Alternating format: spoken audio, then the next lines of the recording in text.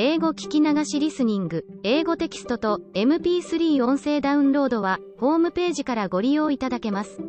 88thpp.com 88thpp.com Part 2. Heidi makes use of her experience. 15. Preparations for a journey. The kind doctor who had sent Heidi home to her beloved mountains was approaching the Seesman residence on a sunny day in September. Everything about him was bright and cheerful, but the doctor did not even raise his eyes from the pavement to the blue sky above. His face was sad and his hair had turned very gray since spring. A few months ago the doctor had lost his only daughter, who had lived with him since his wife's early death. The blooming girl had been his only joy, and since she had gone from him the ever-cheerful doctor was bowed down with grief. When Sebastian opened the door to the physician he bowed very low, for the doctor made friends wherever he went. "I am glad you have come, doctor," Mr. Seesman called to his friend as he entered. "Please let us talk over this trip to Switzerland again. Do you still give the same advice, now that Clara is so much better?" "What must I think of you, Seesman?" replied the doctor, sitting down. "I wish your mother was here. Everything is clear to her and things go smoothly then. This is the third time today that you have called me, and always for the same thing." "It is true, it must make you impatient," said Mr. Seesman. Laying his hand on his friend's shoulder, he continued, "I cannot say how hard it is for me to refuse Clara this trip. Haven't I promised it to her and hasn't she looked forward to it for months? She has borne all her suffering so patiently, just because she had hoped to be able to visit her little friend on the Alp. I hate to rob her of this pleasure. The poor child has so many trials and so little change." "But, Seesman, you must do it," was the doctor's answer. When his friend remained silent, he continued, "Just think what a hard summer Clara has had. She never was more ill and we could not attempt this journey without risking the worst consequences. Remember, we are in September now, and though the weather may still be fine on the Alp, it is sure to be very cool. The days are getting short, and she could only spend a few hours up there, if she had to return for the night. It would take several hours to have her carried up from Regatz. You see yourself how impossible it is. I shall come in with you, though, to talk to Clara, and you'll find her sensible. I'll tell you of my plan for next May. First she can go to Regatz to take the baths. When it gets warm on the mountain, she can be carried up from time to time. She'll be stronger then and much more able to enjoy those excursions than she is now. If we hope for an improvement in her condition, we must be extremely cautious and careful, remember that." Mr. Seesman, who had been listening with the utmost submission, now said anxiously, "Doctor, please tell me honestly if you still have hope left for any change?" With shrugging shoulders the doctor replied, "Not very much. But think of me, Seesman. Have you not a child, who loves you and always welcomes you? You don't have to come back to a lonely house and sit down alone at your table. Your child is well taken care of, and if she has many privations, she also has many advantages. Seesman, you do not need to be pitied. Just think of my lonely home." Mr. Seesman had gotten up and was walking round the room, as he always did when something occupied his thoughts. Suddenly he stood before his friend and said, "Doctor, I have an idea. I cannot see you sad any longer. You must get away. You shall undertake this trip and visit Heidi in our stead." The doctor had been surprised by this proposal, and tried to object. But Mr. Seesman was so full of his new project that he pulled his friend with him into his daughter's room, not leaving him time for any remonstrances. Clara loved the doctor, who had always tried to cheer her up on his visits by bright and funny tales. She was sorry for the change that had come over him and would have given much to see him happy again. When he had shaken hands with her, both men pulled up their chairs to Clara's bedside. Mr. Seesman began to speak of their journey and how sorry he was to give it up. Then he quickly began to talk of his new plan. Clara's eyes had filled with tears. But she knew that her father did not like to see her cry, and besides she was sure that her papa would only forbid her this pleasure because it was absolutely necessary to do so. So she bravely fought her tears and caressing the doctor's hand, said, "Oh please, doctor, do go to Heidi, then you can tell me all about her, and can describe her grandfather to me, and Peter, with his goats, I seem to know them all so well. Then you can take all the things to her that I had planned to take myself. Oh, please doctor, go, and then I'll be good and take as much cod liver oil as ever you want me to." Who can tell if this promise decided the doctor? "At any rate," he answered with a smile, "then I surely must go, Clara, for you will get fat and strong, as we both want to see you. Have you settled yet when I must go?" "Oh, you had better go tomorrow morning, doctor," Clara urged. "She is right," the father assented, "the sun is shining and you must not lose any more glorious days on the Alp." The doctor had to laugh. Why don't you chide me for being here still? I shall go as quickly as I can, Seaman. Clara gave many messages to him for Heidi. She also told him to be sure to observe everything closely, so that he would be able to tell her all about it when he came back. The things for Heidi were to be sent to him later, for Miss Rottenmeier, who had to pack them, was out on one of her lengthy wanderings about town. The doctor promised to comply with all Clara's wishes and to start the following day. Clara rang for the maid and said to her, when she arrived, "Please, Tinette, pack a lot of fresh, soft coffee cake in this box." A box had been ready for this purpose many days. When the maid was leaving the room, she murmured, "That's a silly bother." Sebastian, who had happened to overhear some remarks, asked the physician when he was leaving to take his regards to the little miss, as he called Heidi. With a promise to deliver this message, the doctor was just hastening out, when he encountered an obstacle.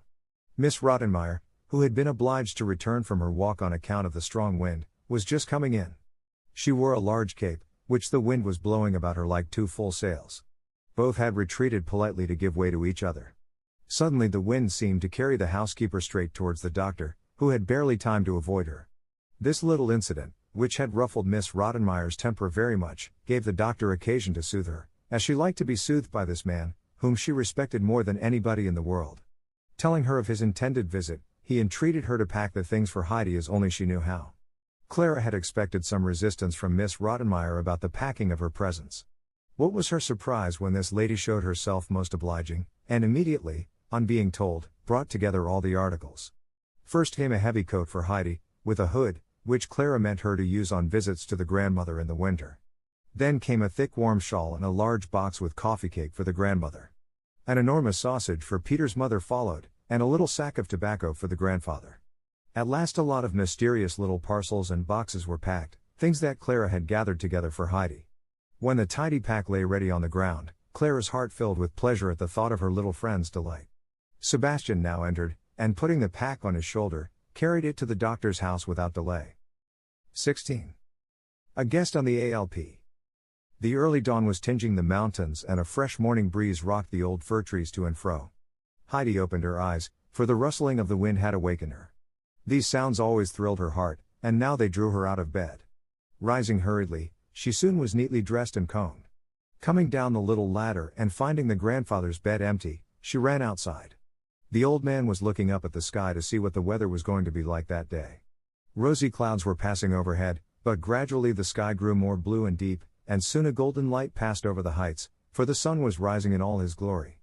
"Oh, how lovely! Good morning, grandfather," Heidi exclaimed. "Are your eyes bright already?" The grandfather retorted, holding out his hand. Heidi then ran over to her beloved fir trees and danced about, while the wind was howling in the branches. After the old man had washed and milked the goats, he brought them out of the shed. When Heidi saw her friends again, she caressed them tenderly, and they in their turn nearly crushed her between them. Sometimes when Barley got too wild, Heidi would say, "But Barley, you pushed me like the big Turk," and that was enough to quiet the goat. Soon Peter arrived with the whole herd, the jolly Thistlefinch ahead of all the others. Heidi, being soon in the midst of them, was pushed about among them. Peter was anxious to say a word to the little girl, so he gave a shrill whistle, urging the goats to climb ahead. When he was near her he said reproachfully, "You really might come with me today." "No, I can't, Peter," said Heidi. "They might come from Frankfurt any time. I must be home when they come." "How often you have said that," grumbled the boy. "But I mean it," replied Heidi. "Do you really think I want to be away when they come from Frankfurt? Do you really think that, Peter?" "They could come to Uncle," Peter growled. Then the grandfather's strong voice was heard. "Why doesn't the army go forward? Is it the field marshal's fault, or the fault of the troop?" Peter immediately turned about and led his goats up the mountain without more ado. Since Heidi had come home again to her grandfather, she did many things that had never occurred to her before. For instance, she would make her bed every morning, and run about the hut, tidying and dusting. With an old rag she would rub the chairs and table till they all shone, and the grandfather would exclaim, "It is always Sunday with us now, Heidi has not been away in vain."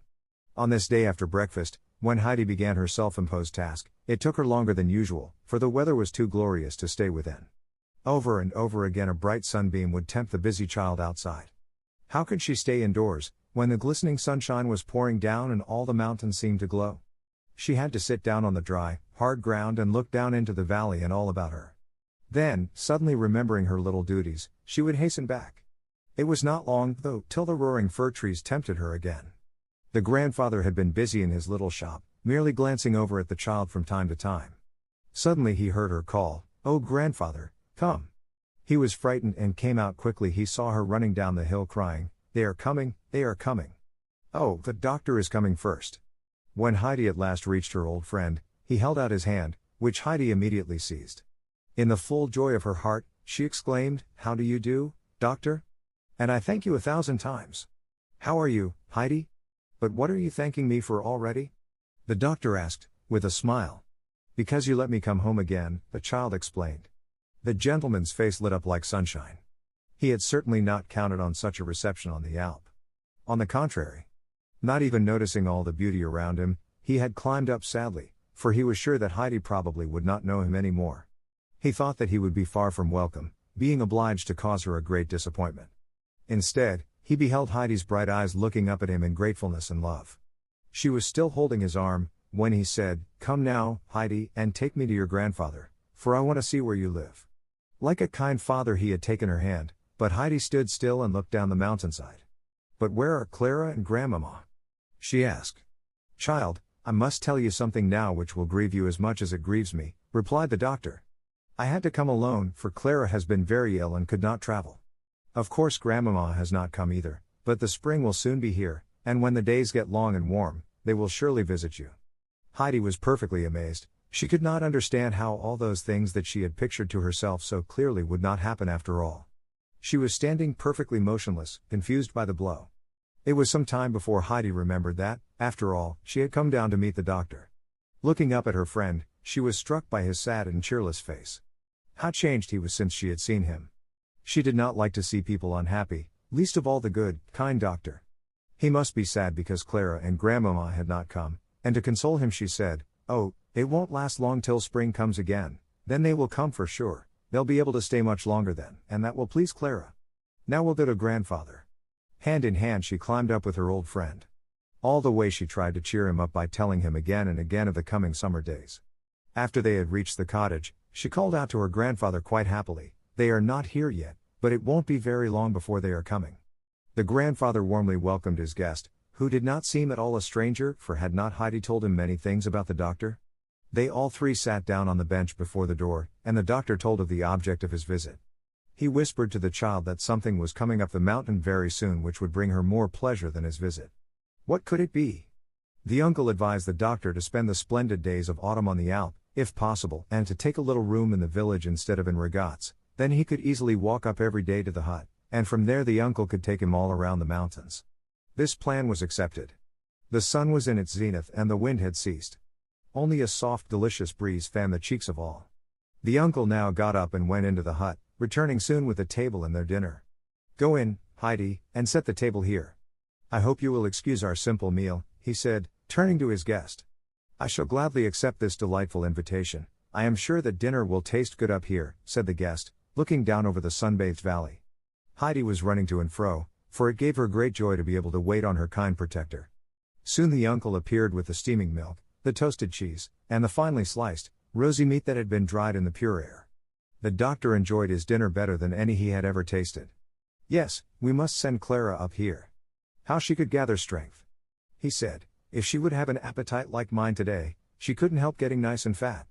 At this moment a man could be seen walking up with a large sack on his shoulders. Arriving on top, he threw down his load, breathing in the pure, fresh air. Opening the cover, the doctor said, "This has come for you from Frankfurt, Heidi. Come and look what is in it." Heidi timidly watched the heap, and only when the gentleman opened the box with the cakes for the grandmother she said joyfully, "Oh, now grandmother can eat this lovely cake." She was taking the box and the beautiful shawl on her arm and was going to race down to deliver the gifts, when the men persuaded her to stay and unpack the rest. What was her delight at finding the tobacco and all the other things? The men had been talking together, when the child suddenly planted herself in front of them and said, "These things have not given me as much pleasure as the dear doctor's coming." Both men smiled. When it was near sunset, the doctor rose to start on his way down.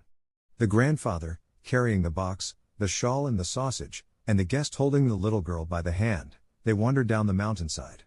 When they reached Peter's hut, Heidi was told to go inside and wait for her grandfather there.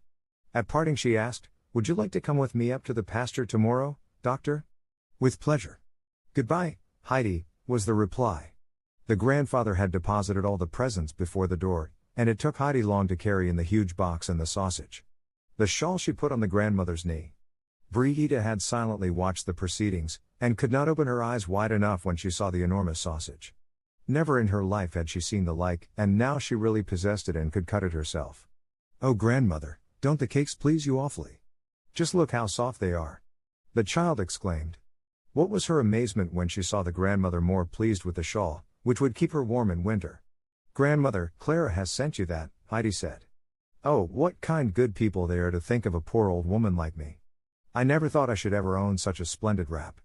At this moment Peter came stumbling in.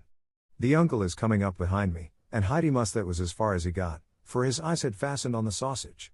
Heidi, however, had already said goodbye, for she knew what he had meant. Though her uncle never went by the hut any more without stepping in, she knew it was too late today. "Heidi, come, you must get your sleep," he called through the open door. Bidding them all good night, he took Heidi by the hand, and under the glistening stars they wandered home to their peaceful cottage. 17. Retaliation. Early the next morning the doctor climbed up the mountain in company with Peter and his goats. The friendly gentleman made several attempts to start a conversation with the boy, but as answer to his questions he got nothing more than monosyllables. When they arrived on top, they found Heidi already waiting, fresh and rosy as the early dawn. "Are you coming?" asked Peter as usual. "Of course I shall, if the doctor comes with us," replied the child. The grandfather, coming out of the hut, greeted the newcomer with great respect. Then he went up to Peter, and hung on his shoulder the sack, which seemed to contain more than usual that day. When they had started on their way, Heidi kept urging forward the goats, which were crowding about her.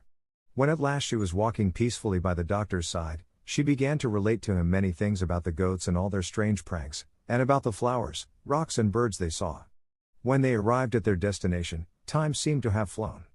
Peter all the time was sending many an angry glance at the unconscious doctor, who never even noticed it. Heidi now took the doctor to her favorite spot. From there they could hear the peaceful sounding bells of the grazing cattle below. The sky was deep blue, and above their heads the eagle was circling with outstretched wings. Everything was luminous and bright about them, but the doctor had been silent. Suddenly looking up, he beheld Heidi's radiant eyes.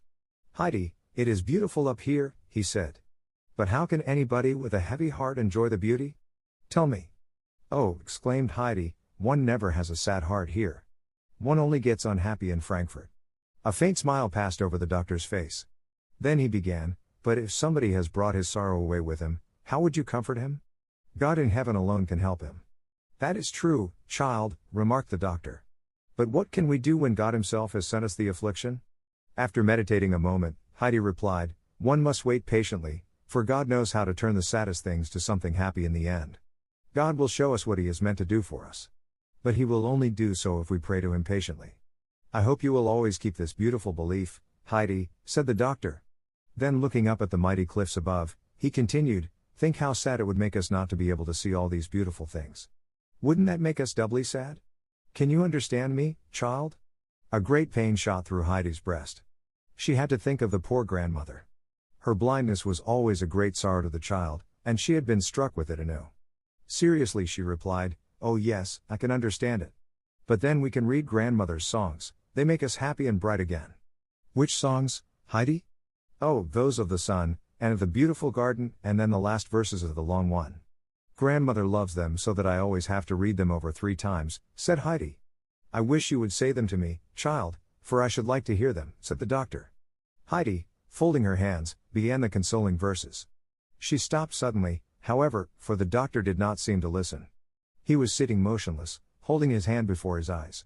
Thinking that he had fallen asleep, she remained silent. But the verses had recalled his childhood days. He seemed to hear his mother and see her loving eyes, for when he was a little boy she had sung this song to him. A long time he sat there, till he discovered that Heidi was watching him. "Heidi, your song was lovely," he said with a more joyful voice. "We must come here another day and then you can recite it to me again." During all this time Peter had been boiling with anger. Now that Heidi had come again to the pasture with him, she did nothing but talk to the old gentleman. It made him very cross that he was not even able to get near her. Standing a little distance behind Heidi's friend, he shook his fist at him, and soon afterwards both fists, finally raising them up to the sky, as Heidi and the doctor remained together.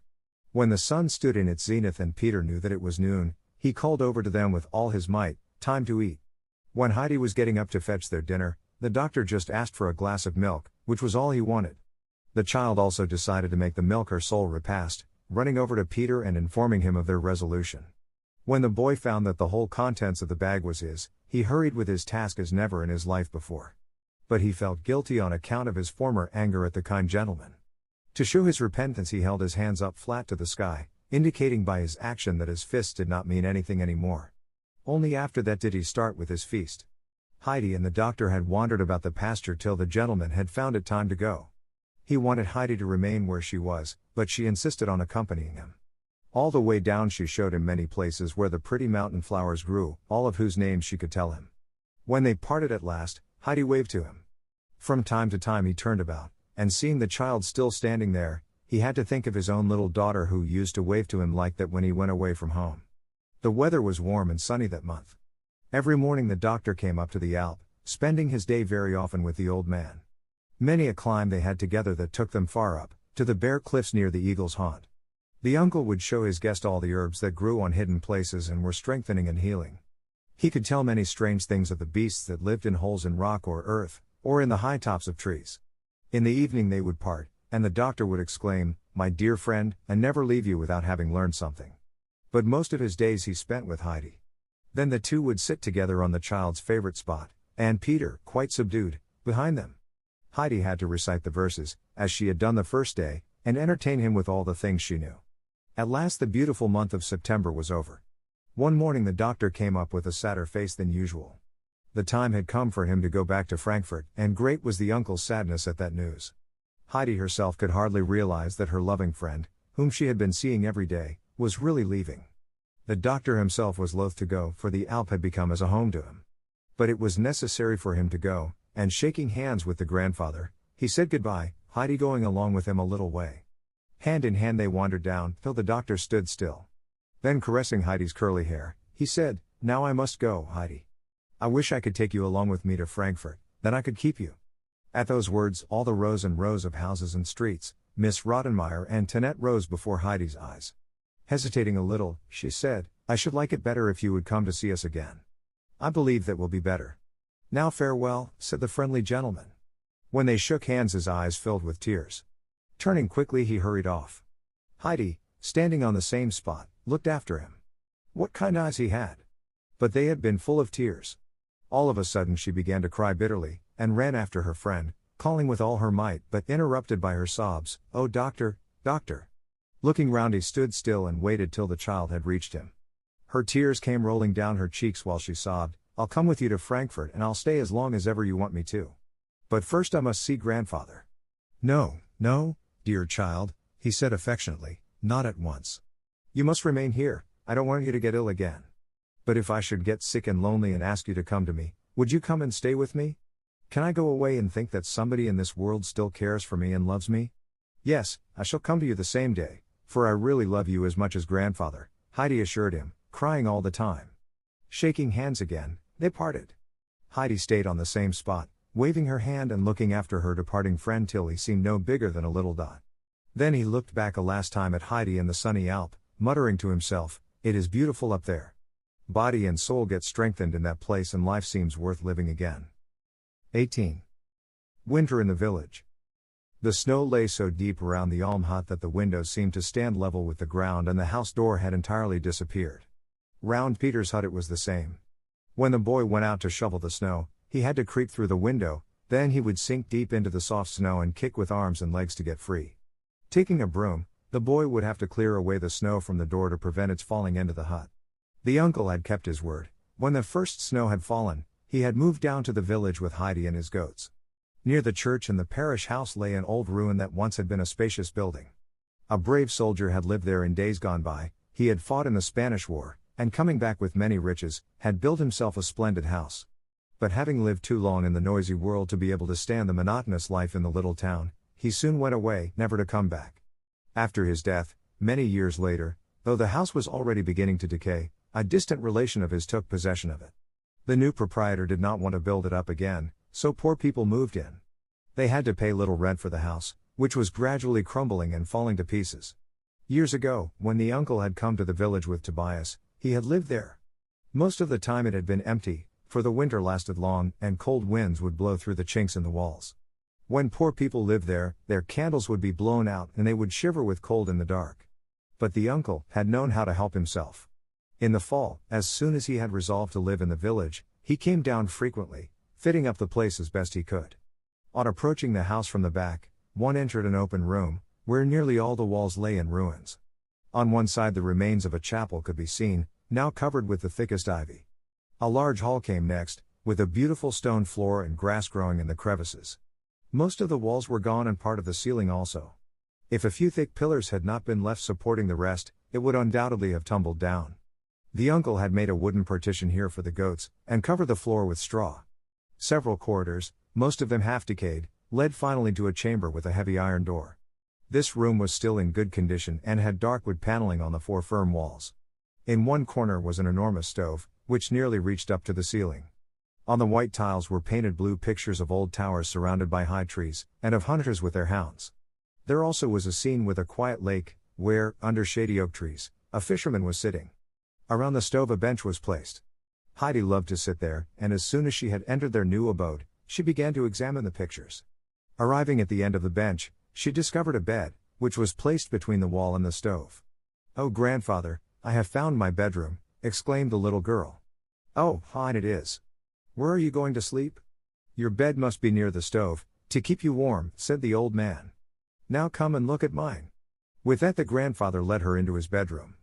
From there a door led into the hugest kitchen Heidi had ever seen. With a great deal of trouble the grandfather had fitted up this place.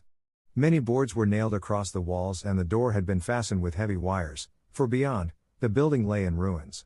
Thick underbrush was growing there, sheltering thousands of insects and lizards.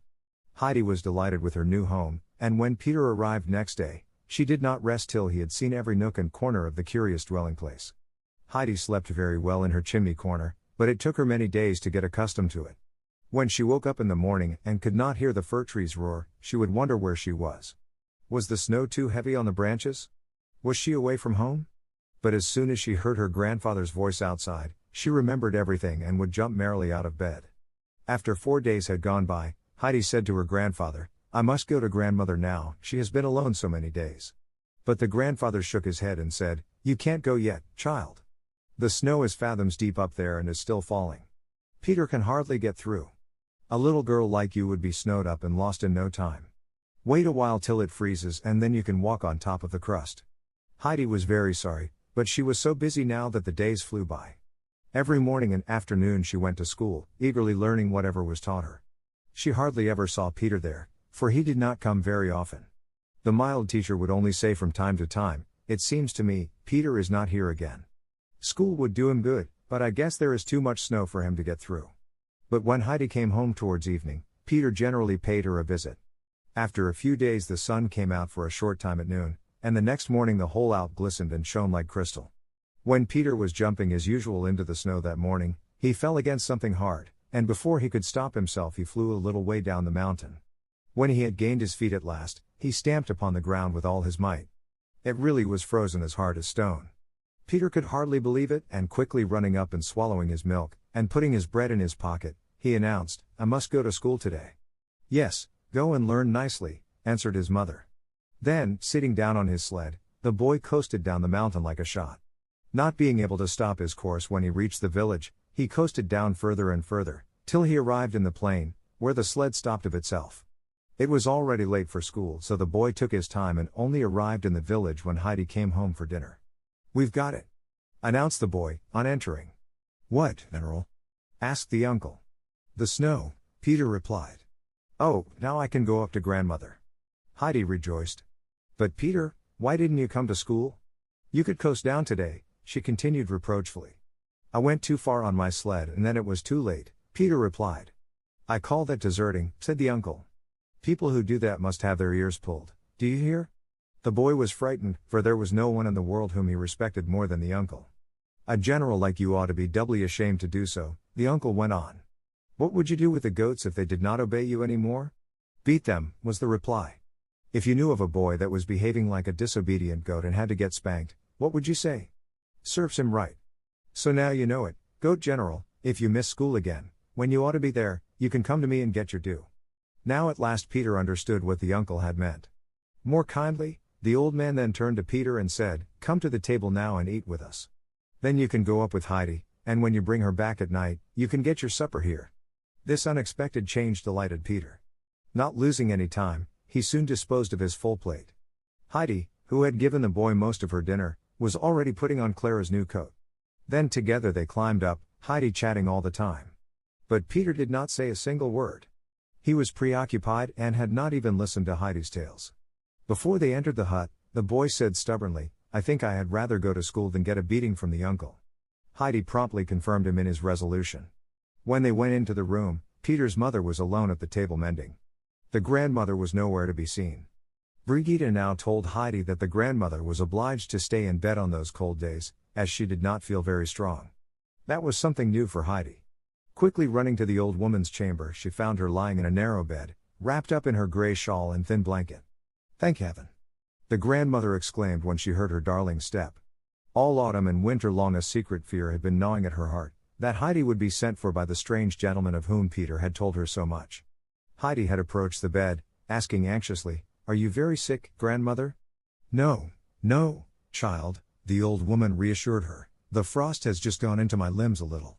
"Are you going to be well again as soon as the warm weather comes?" inquired Heidi. Yes, and if God wills, even sooner. I want to go back to my spinning wheel and I nearly tried it today.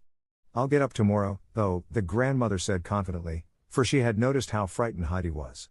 The last speech made the child feel more happy. Then, looking wonderingly at the grandmother, she said, "In Frankfurt people put on a shawl when they go out. Why are you putting it on in bed, grandmother?"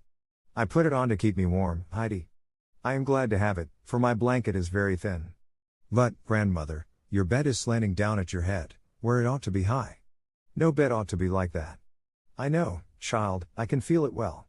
So saying, the old woman tried to change her position on the pillow that lay under her like a thin board. "My pillow never was very thick, and sleeping on it all these years has made it flat. Oh dear, if I had only asked Clara to give me the bed I had in Frankfurt," Heidi lamented. "It had 3 big pillows on it, I could hardly sleep because I kept sliding down from them all the time." "Could you sleep with them, grandmother?" "Of course, because that would keep me warm. I could breathe so much easier, too," said the grandmother, trying to find a higher place to lie on. "But I must not talk about it any more, for I have to be thankful for many things. I get the lovely roll every day and have this beautiful warm shawl. I also have you, my child. Heidi, wouldn't you like to read me something today?" Heidi immediately fetched the book and read one song after another. The grandmother in the meantime was lying with folded hands, her face, which had been so sad a short time ago, was lit up with a happy smile. Suddenly Heidi stopped. "Are you well again, grandmother?" she asked. "I feel very much better, Heidi. Please finish the song, will you?" The child obeyed, and when she came to the last words, "When mine eyes grow dim and sad, let thy love more brightly burn, that my soul, a wanderer glad, safely homeward may return. Safely homeward may return," she exclaimed. "Oh, grandmother, I know what it is like to come home." After a while she said, "It is getting dark, grandmother, I must go home now. I am glad that you feel better again." The grandmother, holding the child's hand in hers, said, "Yes, I am happy again, though I have to stay in bed. Nobody knows how hard it is to lie here alone, day after day. I do not hear a word from anybody and cannot see a ray of sunlight. I have very sad thoughts sometimes, and often I feel as if I could not bear it any longer. But when I can hear those blessed songs that you have read to me, it makes me feel as if a light was shining into my heart, giving me the purest joy."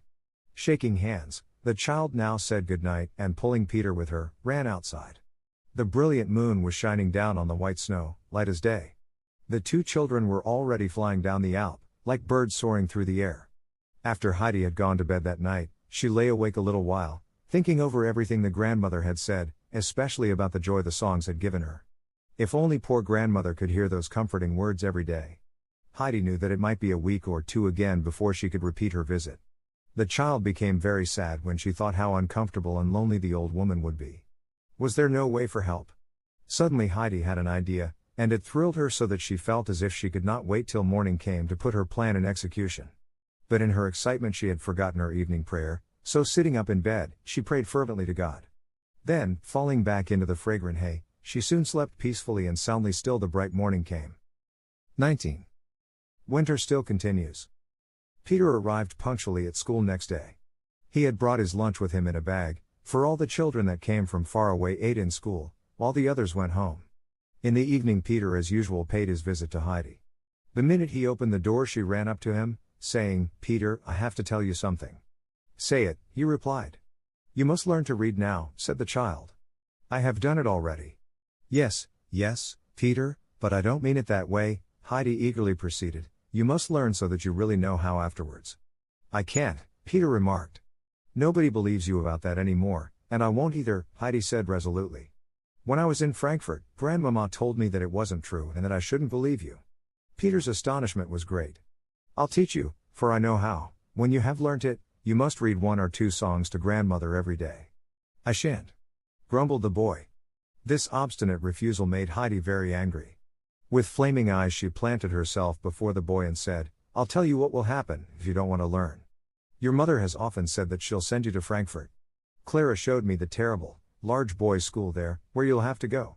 You must stay there till you are a man, Peter. You mustn't think that there is only one teacher there, and such a kind one as we have here. No, indeed. There are whole rows of them, and when they are out walking they have high black hats on their heads. I saw them myself, when I was out driving." Cold shivers ran down Peter's back. "Yes, you'll have to go there, and when they find out that you can't read or even spell, they'll laugh at you." "I'll do it," said Peter, half angry and half frightened. "Oh, I am glad. Let us start right away," said Heidi joyfully, pulling Peter over to the table. Among the things that Clara had sent, Heidi had found a little book with the A, B, C and some rhymes. She had chosen this for the lessons. Peter, having to spell the first rhyme, found great difficulty, so Heidi said, "I'll read it to you, and then you'll be able to do it better. Listen, if A, B, C you do not know, before the school board you must go." "I won't go," said Peter stubbornly. "Where?" "Before the court. Hurry up and learn the 3 letters, then you won't have to." Peter, beginning again, repeated the 3 letters till Heidi said, "Now you know them." Having observed the good result of the first rhyme, she began to read again. D, E, F you then must read, or of misfortune take good heed. If H, I, J, K are forgot, adversity is on the spot. Who over L and M doth stumble, must pay a penance and feel humble. There's trouble coming, if you knew, you'd quickly learn N, O, P, Q, if still you halt on R, S, T, you'll suffer for it speedily." Heidi, stopping, looked at Peter, who was so frightened by all these threats and mysterious horrors that he sat as still as a mouse. Heidi's tender heart was touched, and she said comfortingly, "Don't be afraid, Peter, if you come to me every day, you'll soon learn all the letters and then those things won't happen. But come every day, even when it snows. Promise." Peter did so and departed. Obeying Heidi's instructions, he came daily to her for his lesson. Sometimes the grandfather would sit in the room, smoking his pipe, often the corners of his mouth would twitch as if he could hardly keep from laughing. He generally invited Peter to stay to supper afterwards, which liberally rewarded the boy for all his great exertions. Thus the days passed by. In all this time Peter had really made some progress, though the rhymes still gave him difficulty. When they had come to you, Heidi read, "Whoever mixes U and V, will go where he won't want to be." And further, if W you still ignore, look at the rod beside the door. Often Peter would growl and object to those measures, but nevertheless he kept on learning, and soon had but 3 letters left. The next few days the following rhymes, with their threats, made Peter more eager than ever. If you the letter X forget, for you no supper will be set. If you still hesitate with Y, for shame you'll run away and cry. When Heidi read the last, and he who makes his Z with blots, must journey to the Hottentots, Peter sneered, "Nobody even knows where they are." "I am sure grandfather does," Heidi retorted, jumping up. "Just wait 1 minute and I shall ask him. He is over with the parson," and with that she had opened the door. "Wait!" shrieked Peter in great alarm, for he saw himself already transported to those dreadful people. "What is the matter with you?" said Heidi, standing still. "Nothing, but stay here. I'll learn," he blubbered. But Heidi, wanting to know something about the Hottentots herself, could only be kept back by piteous screams from Peter. So at last they settled down again, and before it was time to go, Peter knew the last letter, and had even begun to read syllables. From this day on he progressed more quickly. It was 3 weeks since Heidi had paid her last visit to the grandmother, for much snow had fallen since. One evening, Peter, coming home, said triumphantly, "I can do it." "What is it you can do, Peter?" asked his mother, eagerly. "Read." What, is it possible? Did you hear it, grandmother? Exclaimed Brigitte. The grandmother also was curious to learn how this had happened. I must read a song now, Heidi told me to, Peter continued. To the women's amazement, Peter began. After every verse his mother would exclaim, who would have ever thought it? While the grandmother remained silent. One day later, when it happened that it was Peter's turn to read in school, the teacher said, Peter, must I pass you by again, as usual? Or do you want to try I shall not say to read, but to stammer through a line? Peter began and read 3 lines without stopping. In dumb astonishment, the teacher, putting down his book, looked at the boy. What miracle has happened to you? He exclaimed. For a long time I tried to teach you with all my patience, and you were not even able to grasp the letters, but now that I had given you up as hopeless, you have not only learned how to spell, but even to read. How did this happen, Peter? It was Heidi, the boy replied. In great amazement, the teacher looked at the little girl. Then the kind man continued, I have noticed a great change in you, Peter. You used to stay away from school, sometimes more than a week, and lately you have not even missed a day. Who has brought about this change? The uncle. Every evening now Peter on his return home read one song to his grandmother, but never more. To the frequent praises of Brigitte, the old woman once replied, I am glad he has learnt something, but nevertheless I am longing for the spring to come. Then Heidi can visit me, for when she reads, the verses sound so different. I cannot always follow Peter, and the songs don't thrill me the way they do when Heidi says them. And no wonder. For Peter would often leave out long and difficult words, what did 3 or 4 words matter? So it happened sometimes that there were hardly any nouns left in the hymns that Peter read.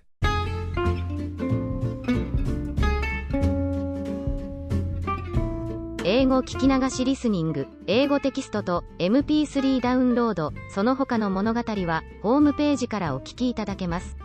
88thpp.com 88thpp.com